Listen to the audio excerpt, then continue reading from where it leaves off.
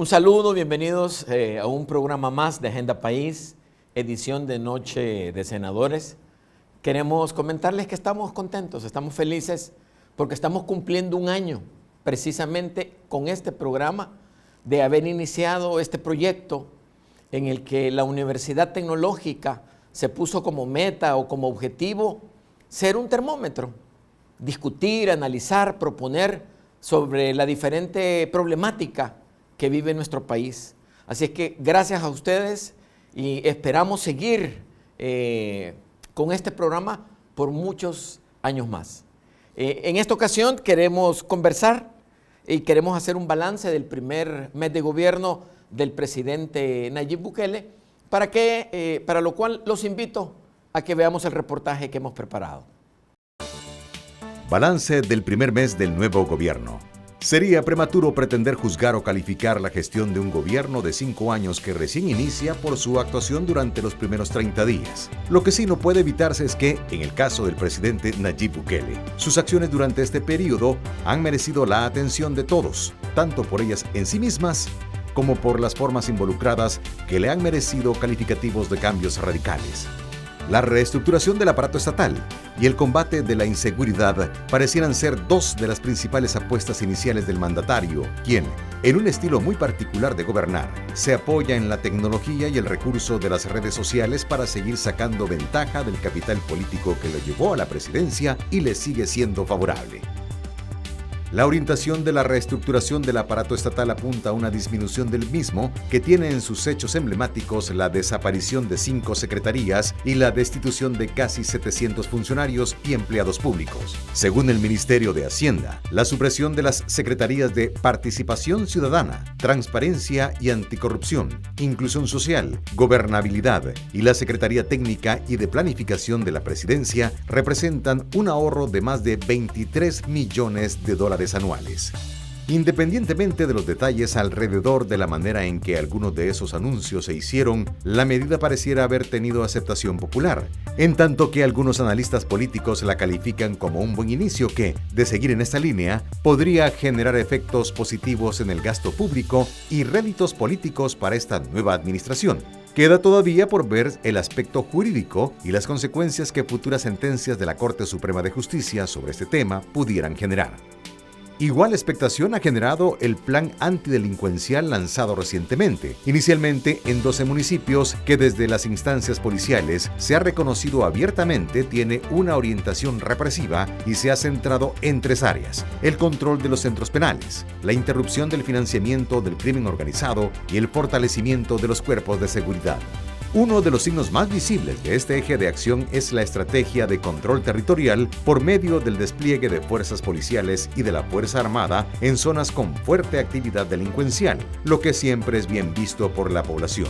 Su ampliación pasa por la aprobación legislativa de un refuerzo presupuestario.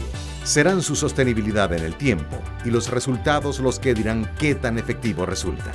Con esta edición, Agenda País cumple su primer año al aire y se dispone a continuar propiciando la generación de propuestas de solución a los problemas que definen el rumbo del país. De ahí, el tema de coyuntura hoy en discusión en Agenda País, emisión especial, Noche de Senadores. Bienvenidos a nuestro primer bloque. Quiero presentarles a los senadores que nos acompañan en este programa. Está el general Humberto Corado Figueroa, general de división, fue ministro de la Defensa Nacional, comandante del Batallón de Reacción Inmediata, general Eusebio Bracamonte, también comandante de los destacamentos militares 4 y 7, también fue jefe del Estado Mayor Presidencial, jefe de operaciones del Estado Mayor Conjunto de la Fuerza Armada y comandante del Comando de Doctrina y Educación. Sus estudios los ha realizado en El Salvador, en la Escuela Militar Capitán General Gerardo Barrios, la Escuela de Armas y Servicios y la Escuela de Comando y Estado Mayor en la Escuela de Artillería de Venezuela, la Escuela de Comando y Estado Mayor de Paraguay y el Colegio Fu Sin Can de Taiwán. Tiene también obras que él ha escrito en defensa de la patria, historia del conflicto armado en El Salvador y Ejército de Chile en El Salvador. General Humberto Corado, bienvenido. Gracias por acompañarnos en este programa. Muchas gracias, señor rector. Para mí un gusto estar una vez más en este programa de Agenda País, sobre todo ahora que estamos cumpliendo un año. Muchas gracias, general. Está también con nosotros el doctor Mario Enrique Sáenz, abogado con más de 37 años de ejercicio profesional. Tiene una maestría en Derecho de Empresas de la Universidad Centroamericana José Simeón Cañas, una maestría en Derecho de los Negocios de la Universidad Autónoma de Barcelona y es doctor en Derecho Privado de la Universidad Dr. José Matías Delgado. Fue presidente del Centro de Estudios Jurídicos y actualmente es miembro del Consejo de Arbitraje de la Cámara de Comercio e Industria de El Salvador, así como de la Comisión de Estudios Legales de la Fundación Salvadoreña para el Desarrollo Económico y Social, FUSADES. Es presidente de la firma de abogados salvadoreña Sáenz y Asociados y miembro de la lista de árbitros del capítulo 20 del Tratado de Libre Comercio entre Centroamérica, República Dominicana y los Estados Unidos de América, además de integrar la lista de árbitros del Centro Internacional de Arreglo de Diferencias relativas a inversiones. Doctor, bienvenido a nuestro primer año de Agenda País. Muchas gracias, señor rector. De verdad es un honor haber coincidido con la celebración del primer año que este programa está al aire. Pienso que se ha dado una excelente contribución a la comunidad en general en el país. Ha sido un programa que ha abordado los temas con bastante objetividad y sobre todo objetividad académica, y por eso me siento honrado, señor rector, de que me haya invitado a esta noche de senador. Muchas gracias, doctor. Bueno, estamos precisamente a un mes de que asumió como presidente Nayib Bukele y queremos hacer una pequeña evaluación. Hay gente que dice que un mes relativamente es poco tiempo y efectivamente así lo es, pero se plantean los lineamientos, las estrategias de lo que se piensa hacer. Yo quiero comenzar hablando que la campaña del presidente Nayib Bukele estuvo caracterizada por acusaciones de robo e incompetencia. Estas acusaciones eran dirigidas a los dos partidos mayoritarios, Arena y el FMLN, con frases de como cuando no se roba alcanza y devuelvan lo robado. Ganó las elecciones el pasado 3 de febrero en los 14 departamentos y en casi el 80% de los municipios. Esto es para que tengamos una idea del nivel de penetración que obtuvo en las votaciones del 3 de febrero.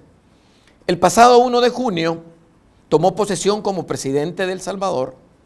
Antes de esa fecha, había generado una gran expectativa al presentar a 8 mujeres como titulares de diferentes ministerios, modificando así la participación de la mujer en relación a gobiernos anteriores. La toma de posesión tuvo sustanciales cambios en cuanto al lugar, los invitados y el estilo de discurso inaugural. Según la agenda, estaba programado un discurso de 50 minutos para el presidente Nayib Bukele, pero solo utilizó 24 de ellos. En su mensaje dijo a los asistentes que cuántas veces se había dicho en los discursos de toma de posesión que tendríamos un país mejor, que tendríamos trabajo, que tendríamos seguridad, medicina, entre otras cosas, y que siempre fueron mentiras. Hizo mención especial para unos invitados ilustres que tenemos en este momento, y abro comillas, me refiero a uno y cada uno de los salvadoreños que nos acompañan aquí en esta plaza. Y no se estaba refiriendo, doctor, a los invitados que tenían tarjeta, sino que a toda la gente que había llegado, algunos desde la noche anterior, a acompañarlo. En términos generales, quiero conocer la opinión de ustedes dos sobre cuál fue o cuál es su percepción del discurso inaugural del presidente Nayib Bukele. Bueno, en primer lugar, interesante narrativa la que usted presenta para tener un contexto dentro del cual nosotros con el general, colega senador, pudiéramos hablar sobre los primeros días de gobierno del presidente Bukele.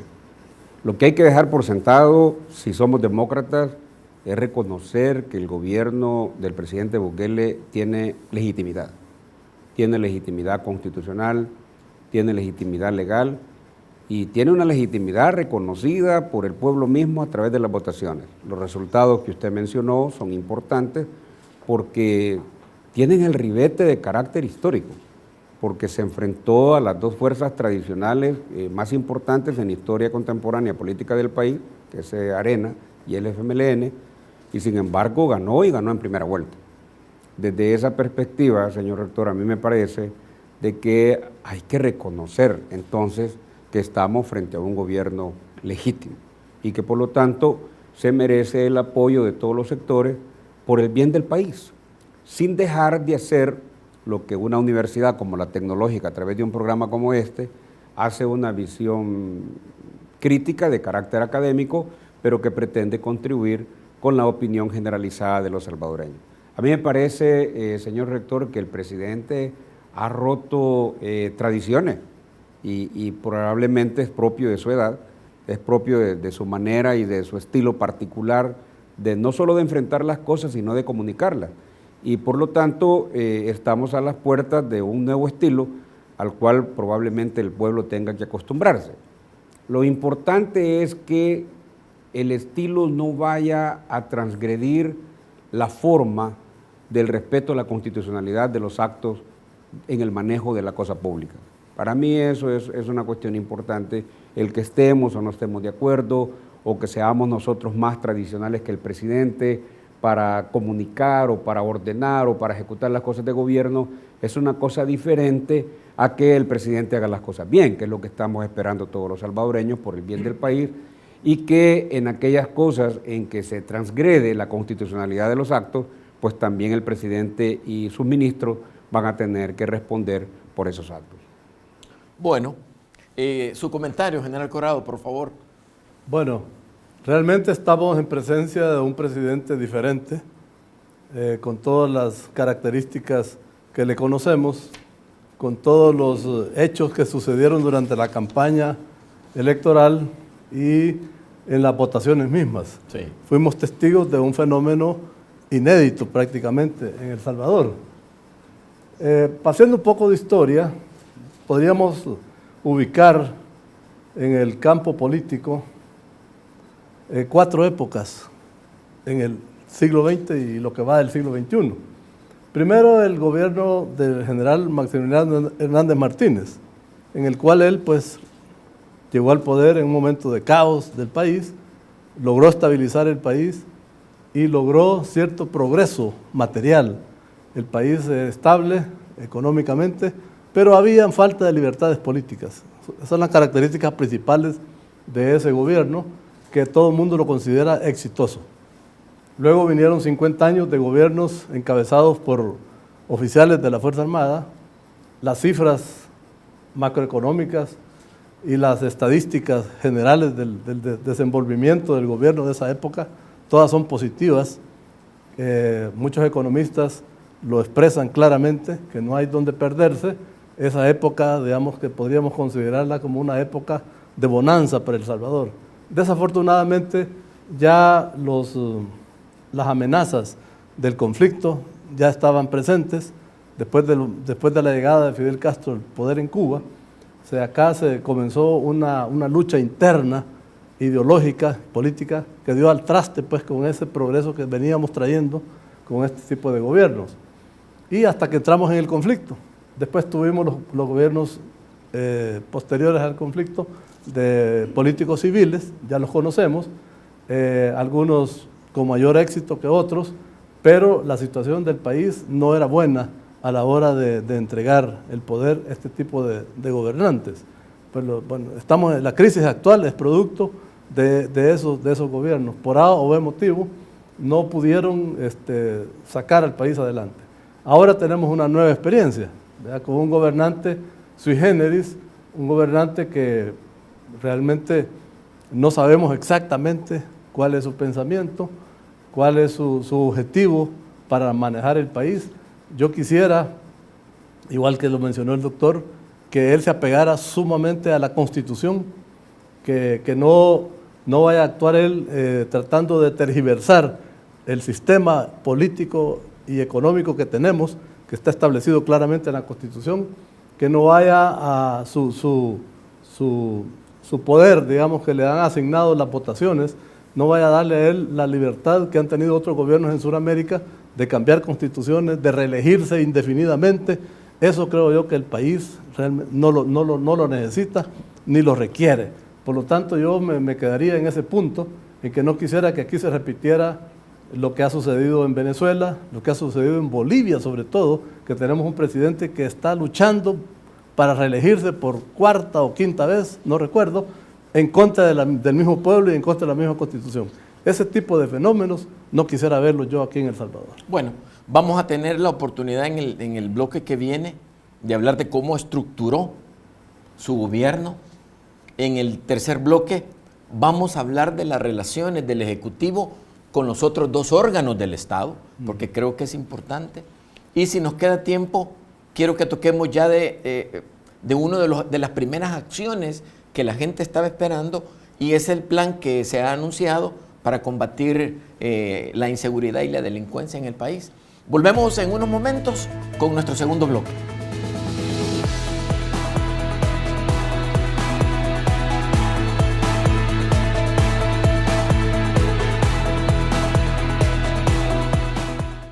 Universidad Tecnológica de El Salvador. 40 años construyendo un legado. Hace 4 décadas se sembró una semilla que llegó a convertirse en un frondoso árbol que cobija bajo su sombra a generaciones de salvadoreños que conforman su legado al país. Más de 34,000 profesionales graduados, investigaciones realizadas y publicadas, proyectos e intervenciones de proyección social, centros de práctica, alianzas con reconocidas instituciones nacionales e internacionales. Y esta labor no se detiene, continúa y crece día con día. Hagamos la diferencia, seamos mejores. Universidad Tecnológica de El Salvador.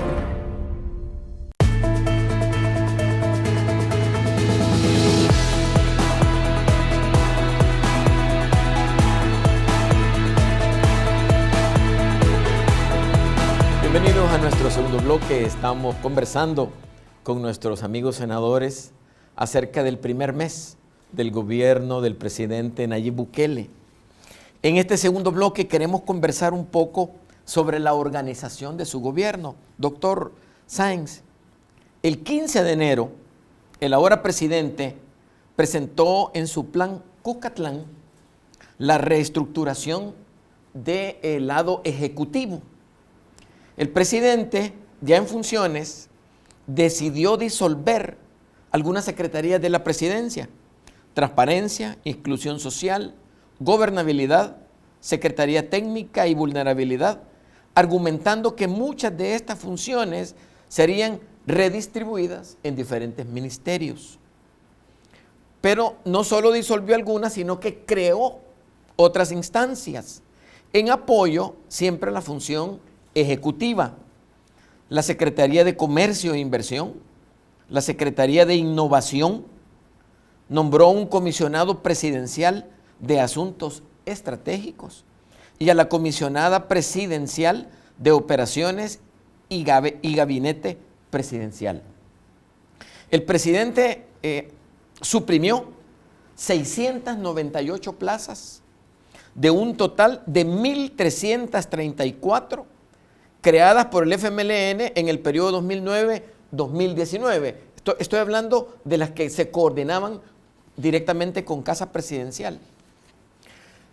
Leí que en el artículo 131, numeral 9 de la Constitución, dice que corresponde a los diputados crear y suprimir plazas y asignar sueldos a funcionarios, ya que éstas se pagan con fondos del presupuesto. ¿Cuál es el enfoque legal y la percepción que usted tiene, doctor Sáenz, de los despidos de los empleados que laboraban en estas secretarías? Bueno, yo creo que hay que analizar esto quizás desde 2 o 3 puntos de vista. El primero, a mí me parece que el presidente implícitamente lo había anunciado en su discurso. Sí. Van a ver una medicina amarga, creo Sí. que dijo algo de eso. Y me parece que los otros gobiernos que han estado anteriormente no hicieron lo que este presidente hizo. Las cosas que puedan resultar inclusive en contra de un interés partidario o de un interés electoral se deben hacer al principio. Lo que duele se va a hacer al principio. Entonces, yo veo que hay un buen principio en el comienzo de desburocratizar el Ejecutivo. Si esa es la intención, esa intención es buena, porque hay que reducir el tamaño del Estado. Y si esto fuese el principio de una buena política de reducción del tamaño del Estado, a mí me parecería bastante bueno. Sin embargo, hay que decirlo, hablar de una desburocratización o simple y sencillamente hablar de reducción del tamaño del Estado, en el fondo es hablar de seres humanos, de personas que son empleados públicos, de personas que tienen una familia que mantener, de personas que están necesitadas de su salario. Por lo tanto, el factor humano siempre es delicado de tocarlo. Desde esa perspectiva me parece que el presidente, si bien es cierto, a través de los tweets había ordenado destituciones, supresiones de secretaría, eso debe estar acompañado de una implementación de carácter formal, es decir, de una implementación en la reducción de plazas o en la supresión de secretarías que se haga de conformidad a la ley. Si es necesario que sea el Consejo de Ministros, bueno, que convoque al Consejo de Ministros y que el Consejo de Ministros tome sus decisiones.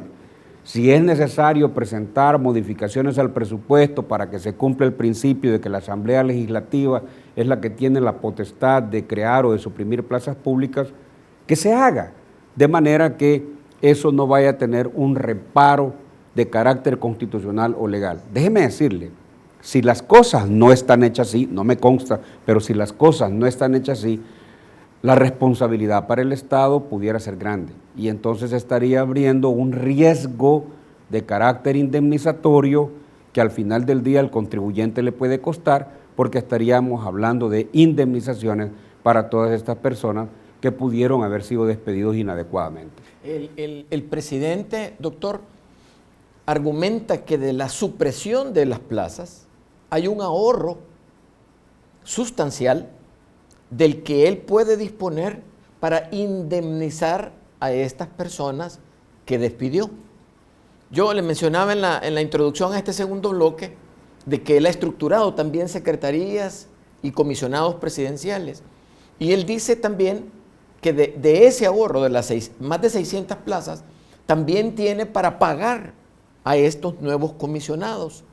Y que dentro de la ley, y esa es mi consulta para usted, si en un ministerio o en un ramo en particular el reajuste es interno, no requiere la autorización de los diputados. ¿Es eso así, doctor? Bueno, no recuerdo exactamente cuál fue la decisión de la Sala de lo Constitucional. Hubo un recurso, creo que fue interpuesto por el doctor Enrique Borgo Bustamante, nuestro amigo y colega senador en su momento, para impugnar precisamente el traslado de fondos de unas partidas a otras partidas. Y a mí me parece que, hasta donde recuerdo esa sentencia, es necesaria la autorización de la Asamblea Legislativa para que yo disponga de una partida a otra partida. Así es que el presidente debe ser muy cuidadoso en eso, sobre todo si hay presidentes de la Sala de lo Constitucional, para no verse reparado en el manejo del fondo público. Y no estoy hablando de corrupción, sino simple y sencillamente de destinar para un fin no previsto en el presupuesto. A mí me parece, en principio, que debería tener autorización de la Asamblea Legislativa. Muy bien. General Corado, se argumenta que hubo respaldo acerca de todos estos funcionarios de confianza que el presidente Nayib Bukele despidió, ¿verdad? Que efectivamente era una cantidad de familias de los principales funcionarios del FMLN que estaban en diferentes carteras del Estado. Pero resulta que también en una investigación periodística se ha determinado que hay 14 funcionarios nombrados por el presidente de la República que son o socios comerciales, o amigos de infancia de él, o empleados de sus empresas familiares. O sea, ¿cómo podemos interpretar que él ha estado tomando alguna argumentación para prescindir de gente cuando él está tomando? Y yo entiendo que debe haber lealtad y confianza, pero se puede prestar a una mala interpretación que sean personas que están muy cerca, ¿verdad? y que probablemente, y no lo estamos juzgando, no tengan la idoneidad, sino que simplemente es la confianza que él ha tenido al nombrar a estas personas. Sí, se ha sabido por todos los medios de comunicación que el gobierno anterior aumentó en forma desproporcionada las plazas en el gobierno. Se habla de 40.000 plazas. No sé si esa cifra es correcta, pero si fuera así, es una cifra que cualquier órgano ejecutivo, sobre todo de un país como el nuestro, lo resiente en los salarios, recarga pues el presupuesto de una manera fuera de lo normal. Esa situación, si así fuera, hay que corregirla. Hay que corregirla, pero de una manera ordenada, de acuerdo a la ley, respetando los derechos adquiridos por estas personas, porque el Estado urge realmente de ser más eficiente. Ahora, con relación a los nuevos contratos del presidente Bukele, bueno, él tiene derecho a tener su gente de confianza en ciertas posiciones. Porque en el gobierno, aunque uno no quiera, siempre hay personas que se necesita que tengan cierto nivel de capacidad, de idoneidad, pero también de cercanía, ya sea familiar o empresarial o de alguna forma. Yo no lo veo mal eso si son números relativamente pequeños comparados pues, con la cantidad de funcionarios que tiene el presidente a su servicio, que son casi como 3.000. Sí. O sea, es una cantidad grande de personas las que el equipo que forma el gobierno para funcionar. Entonces estas personas pues no significa, a mi juicio, mayor problema. Hay que cuidarse también de no estar cometiendo el mismo error del gobierno anterior, porque la verdad es que es lamentable darnos cuenta que casi todo el cuerpo diplomático nuestro estaba en manos de simpatizantes del FMLN y algunos de ellos quizás no muy calificados, porque si hay un área especializada en el gobierno es el servicio diplomático. Entonces, eso no se puede permitir. Tiene que haber una ley de función pública que regule esos nombramientos para que solamente sean ocupados por personas que están capacitadas para esos puestos y que tienen las credenciales suficientes para poderlos desempeñar, sobre todo cuando se trata de puestos en el exterior. De tal manera pues que yo eso no lo veo muy complicado, pero sí, ojalá que no se vaya a convertir en una constante en los 5 años del gobierno. Usted y yo compartimos la semana pasada una reunión en la que habían algunos funcionarios de organismos internacionales que ya están teniendo contactos con ministros y funcionarios de gobierno y nos expresaban una complacencia en cuanto a que hay, nos dijeron los nombres, pero por respeto lo vamos a obviar en este momento, pero nos hablaron de 4 o 5 ministerios en que encontraron características de capacidad, de buena voluntad. ¿Cuál es su percepción de esa información que nos dieron, general? Es excelente. Yo comparto totalmente la opinión de la persona que nos dio esa información, porque sé que es información de primera mano en primer lugar, y esa información apegada pues, a los contactos que él ha tenido con estas personas. Se nota en esos funcionarios, sobre todo mujeres, que tienen capacidad, que tienen calidad y sobre todo tienen buena voluntad para sacar adelante el país. Se respira un aire nuevo, ¿verdad? De querer hacer las cosas bien, y eso es importante. Pero insisto, que se hagan bien, pero apegadas a la Constitución. Yo creo de que los que asistimos a votar a las elecciones y los que decidieron por un nuevo gobierno y los resultados ahí están, que el FMLN llegó a menos de 14 puntos en estas elecciones, creo que es como la rendición de cuentas o el reclamo o el pago que le hizo la sociedad salvadoreña, no al partido, sino a los que representaron el partido cuando fueron funcionarios de gobierno que no hicieron efectivamente la tarea que tenían que hacer. Vamos a hablar en el siguiente segmento acerca de la relación del gobierno con los otros órganos del Estado, y yo espero que tengamos el tiempo para consultarle al general y al doctor Sáenz, por supuesto, sobre esta primera acción que el pueblo estaba esperando, estaba dentro del plan Cuscatlán, y es el combate a la inseguridad. Volvemos después de estos anuncios con el tercer bloque.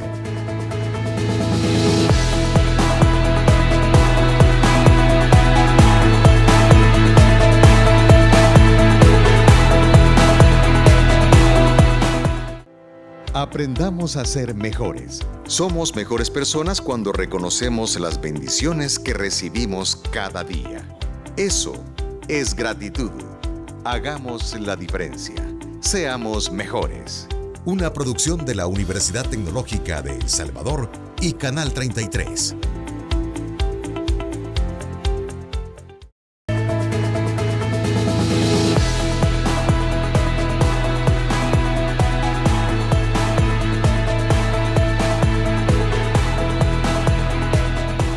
Bienvenidos nuevamente a nuestro programa Agenda País en esta noche de senadores con el doctor Sáenz y el general Corado. Estamos conversando acerca de lo que hemos percibido ha sido este primer mes del gobierno del presidente Nayib Bukele. En este tercer bloque queremos conversar acerca de cómo se ha percibido la relación del Ejecutivo tanto con el Legislativo como con el Judicial. Ya hubo como una primera prueba cuando el presidente pidió $5 millones para que se lo dieran a la policía y la Fuerza Armada en cuanto a recursos de uniforme y botas, y la Asamblea respondió de una forma pronta y de acuerdo a lo que era la petición. Pero hay algunas declaraciones del presidente que yo quiero comentárselas, doctor, que envían un mensaje que uno debería de interpretar en la mejor forma, ¿verdad? Y dice el presidente: presentaremos diversas iniciativas y si estas iniciativas no encuentran el respaldo de la Asamblea Legislativa, dirá que el órgano legislativo está atentando contra el pueblo. O sea, este fue un tuit del presidente de la República de una forma abierta.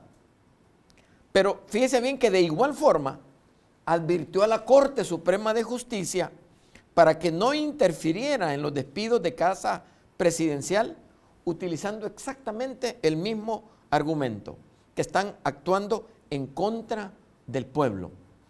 El presidente, cuando fue juramentado, él juramentó cumplir la Constitución, cumplir los procedimientos que se deben seguir. Y ese es el compromiso que él adquirió. Si bien él ya le pidió la mano a toda la audiencia que llegó a su toma de posición y lo juramentó, eso ya no está dentro del protocolo legal y correcto. Está intentando el presidente Nayib Bukele someter a las otras dos instituciones o los otros dos órganos de Estado a los proyectos de la forma en la que él quiere que se hagan, doctor. Yo no creo que llegue a tanto, digamos, el significado que se pueda dar a los tuits que el presidente hasta este momento ha hecho.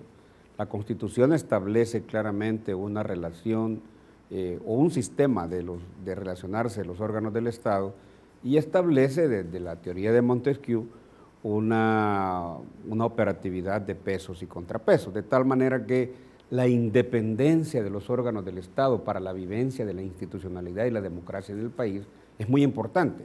En ese sentido, yo creo que los tuits del presidente dirigidos a la Asamblea Legislativa y al órgano judicial, especialmente a la Corte Suprema de Justicia, tienen un impacto más mediático que darle un significado de violación al sistema de pesos y contrapesos.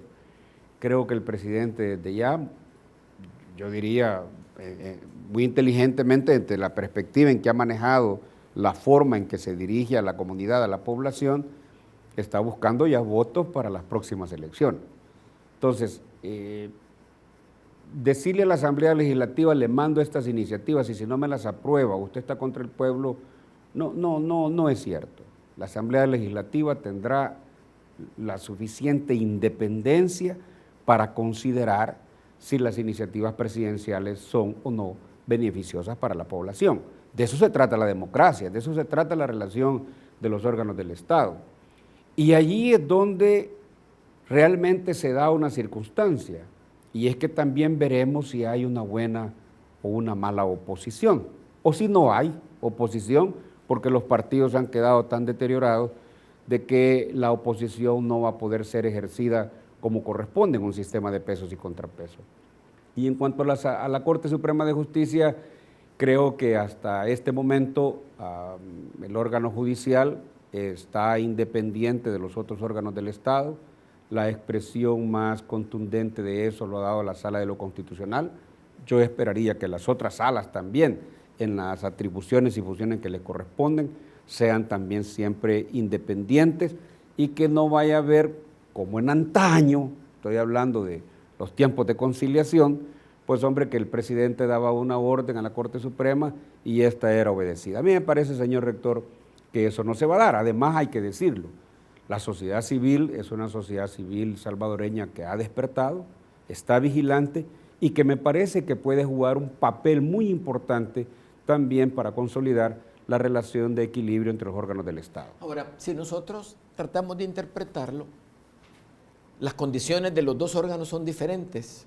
La Asamblea Legislativa está conformada por votación de la población. La Corte Suprema es electa por la Asamblea Legislativa.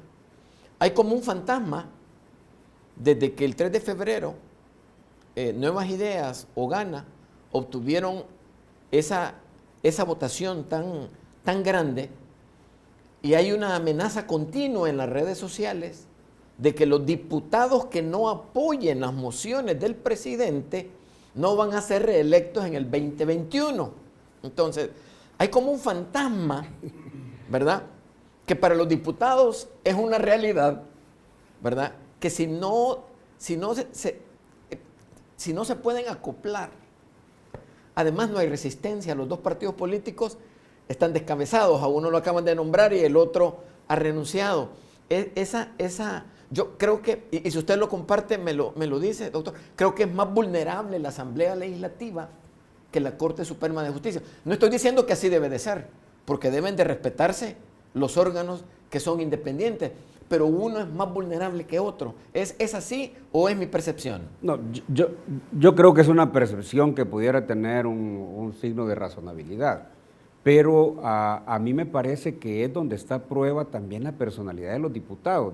Los diputados han recibido un mandato de la población, sí. Los diputados son independientes, inclusive de la misma fracción a la que pertenecen, pero lo que nosotros estaríamos esperando, lo que la academia estaría esperando, es que precisamente haya un comportamiento objetivo y un comportamiento de responsabilidad histórica de parte de la Asamblea Legislativa. Lo que sea bueno que el presidente mande a la Asamblea, yo creo que la población va a apoyar que los diputados cohonesten precisamente esas iniciativas. Pero todo aquello que pueda poner en peligro la institucionalidad del país o que en un momento dado no resulte en beneficio a los mejores intereses de la población, yo creo que la Asamblea Legislativa está en todo su derecho para rechazarlo. Lo mismo el presidente tiene el derecho de veto y en un momento dado pueden venir aprobaciones que no son iniciativas presidenciales que el presidente pueda considerar que no son favorables a la población y va a tener todo el derecho del mundo de vetarla. Muy bien. Voy a cambiar sustancialmente el tema porque durante esta semana el general Corado ha sido invitado a otro medio por su experiencia en la Fuerza Armada. Y, general, quiero darle algunos datos.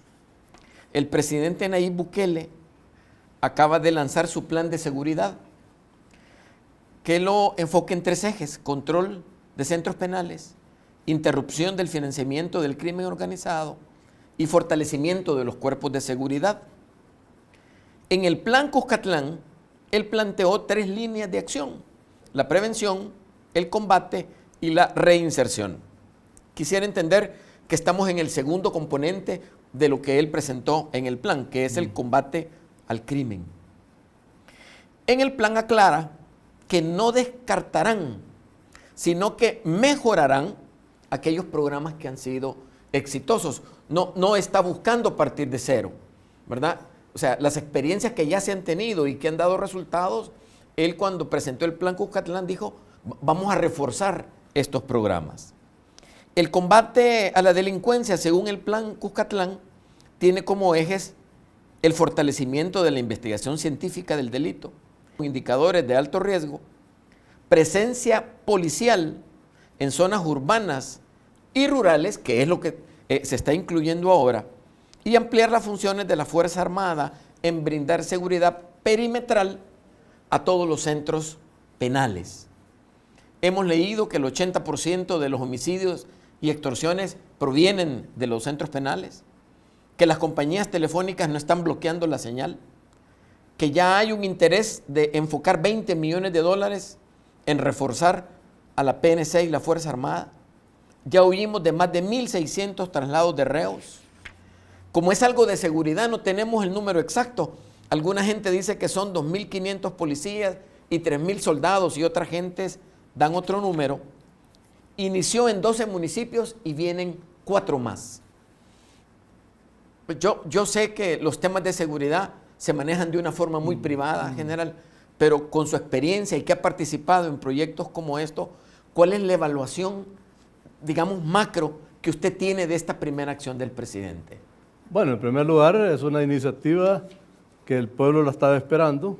Creo que es pertinente ante la situación de inseguridad que vivimos en El Salvador. Lo que no estoy seguro es si obedece a un plan realmente bien estructurado, de largo plazo, que sea constante, que sea permanente, porque desconocemos en base a qué se han tomado estas medidas. Sí. Porque estas medidas son medidas particulares que siempre obedecen a un plan estratégico de largo plazo. Es como se trabaja en la Fuerza Armada y en la policía. Eso para empezar.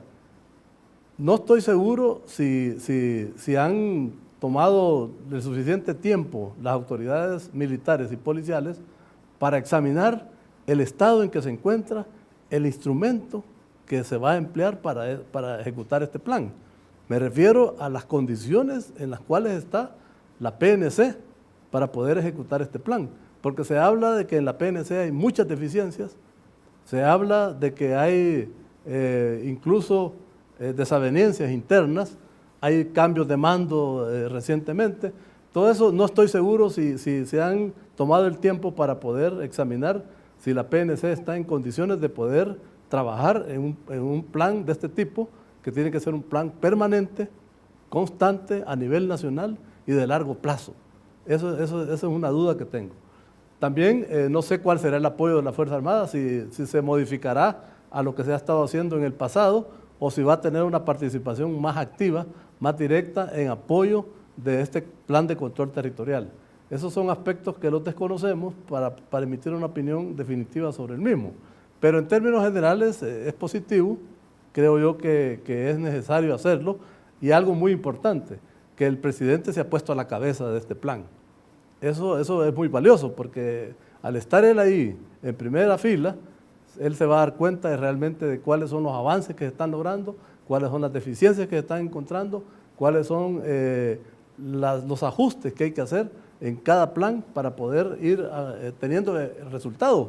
Porque la población se entusiasma cuando escucha estos planes y espera resultados, espera que las extorsiones disminuyan, sí, espera que bajen los homicidios, en fin, que haya algo palpable. El otro aspecto que yo mencionaría acá es que es bueno que el presidente Bukele dé marcha atrás un poco y examine el plan Giuliani que fue ofrecido por la empresa privada, sí, al gobierno anterior y que fue totalmente desechado. Yo creo que ese plan, que ha demostrado efectividad en Nueva York, tiene que tener algunos aspectos importantes que pueden ser aplicados en El Salvador. Yo lo examinaría, lo estudiaría y trataría de poner en práctica aquellos aspectos fundamentales que pueden ser utilizados en nuestro país. De tal manera pues que yo pienso que es un trabajo bastante delicado el que se tiene, muy minucioso, de mucho afán diario. Esto requiere una entrega de las autoridades y de todos los elementos participantes de 24 horas, día y noche, porque la delincuencia así actúa.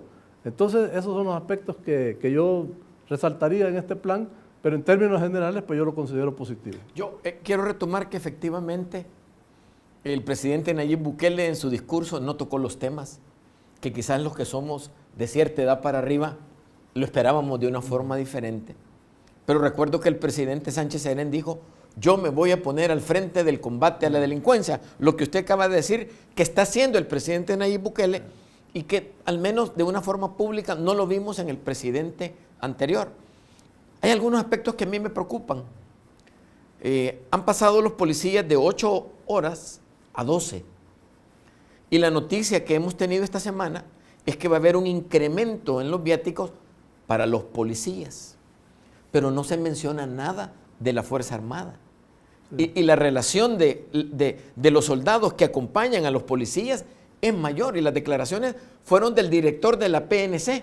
O sea, siento que no lo están administrando como un grupo de tarea conjunto en cuanto a darles los recursos, pero sí la Fuerza Armada está poniendo una mayor cantidad de elementos, pero no los están tratando de una forma igual a los grupos de tarea conjunta. Sí, realmente si es así es un error. Debería de tratarse en igualdad de condiciones sí. a ambas instituciones, sí. Sobre todo la Fuerza Armada, que es la que tiene menos recursos, sí. Porque el presupuesto de la PNC pues es mucho mayor que el de la Fuerza Armada, casi lo cuadruplica.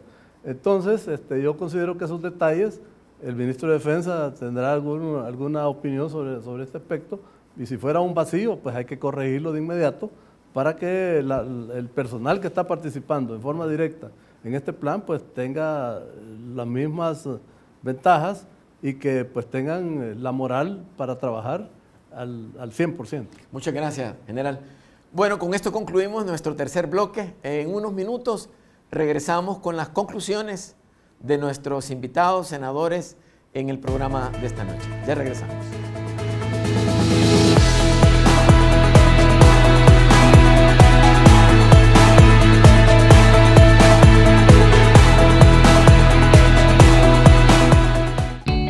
Gramática al día. Sea bienvenido a Gramática al Día, espacio que promueve el buen uso de la lengua española. Hoy nos referiremos al dequeísmo. El dequeísmo es el uso indebido de la preposición de delante de la conjunción que, cuando la preposición no es exigida por ninguna palabra del enunciado. Es un vicio del idioma frecuente en nuestro medio. A menudo escuchamos decir, creo de que no me quieres, cuando debió decirse, creo que no me quieres.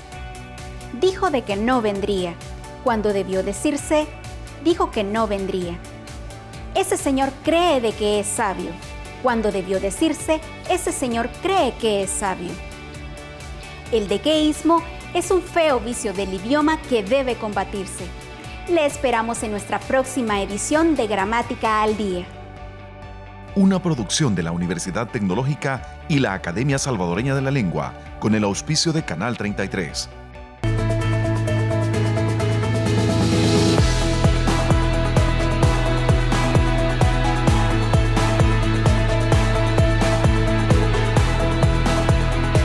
Bienvenidos al último bloque. El programa de esta ocasión se nos ha ido, pero sumamente rápido. Pero es importante que hagamos un cierre, ¿verdad? Yo solo quiero decir nuevamente que estamos muy contentos, muy satisfechos de cumplir un año, de estar con este programa. Queremos seguir y para nosotros es importante sus comentarios, ¿verdad? General Corrado, ¿cuál es el cierre? ¿Cuál es su conclusión? ¿Cuál es su análisis de este primer mes de gobierno de Nayib Bukele? Bueno, yo creo que es esperanzador que el presidente haya tomado como una de sus primeras medidas de su gobierno, pues el combate a la inseguridad que vivimos en El Salvador. Espero que tenga éxito, espero que el plan que están poniendo en ejecución haya sido bien diseñado, que sea un plan realista, pero permanente y de largo plazo. Pero me interesa mucho saber si el instrumento que se va a utilizar para el combate de la delincuencia tiene las condiciones y el entrenamiento y el equipamiento necesario para poder cumplir con la misión. Aquí tenemos que hacer uso de todos los recursos. Aquí hay que incluir incluso a las municipalidades con sus cuerpos de agentes que ellos también pueden dar algún aporte en apoyo de este plan. De tal manera pues que yo diría pues que es una buena iniciativa del presidente. Le deseamos éxito, porque el éxito de él será el éxito de El Salvador, y ojalá pues que eso se refleje al corto plazo en menores homicidios, menores extorsiones y más tranquilidad para la ciudadanía. Muchas gracias, general. Doctor Sáenz, sus comentarios finales. Bueno, en primer lugar, también yo quisiera decir que me he sentido muy honrado por participar en este programa, que es un programa de aniversario del programa Agenda País, una idea de la Universidad Tecnológica a través del Senado Consultivo de la Universidad, y que ha atendido y tiende y su propósito futuro será contribuir desde la perspectiva académica a discutir un poco los problemas de la agenda nacional.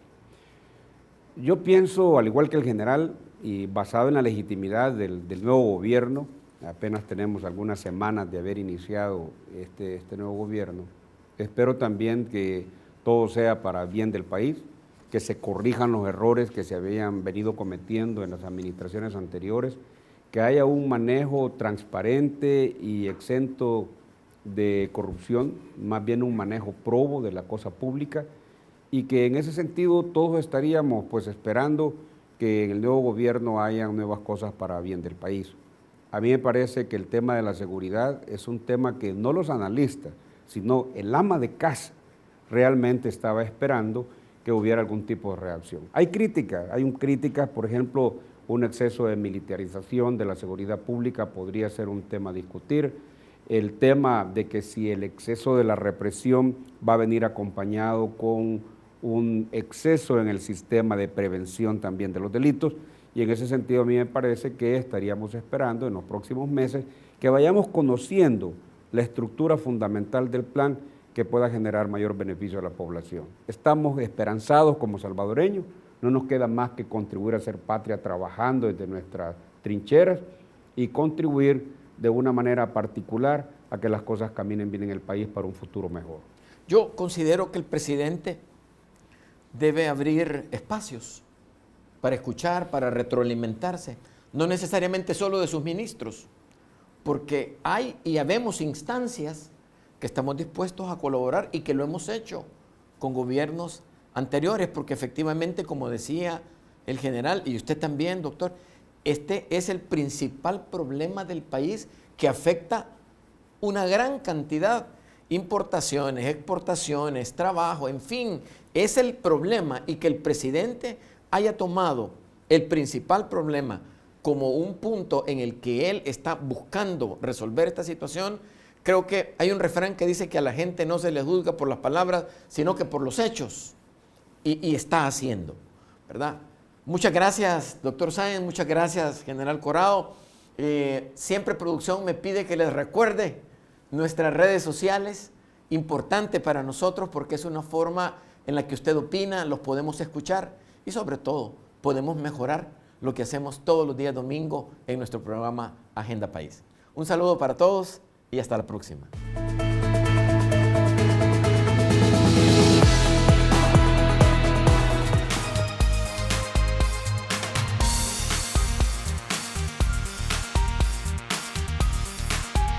Hagamos la diferencia. Seamos mejores. Universidad Tecnológica de El Salvador.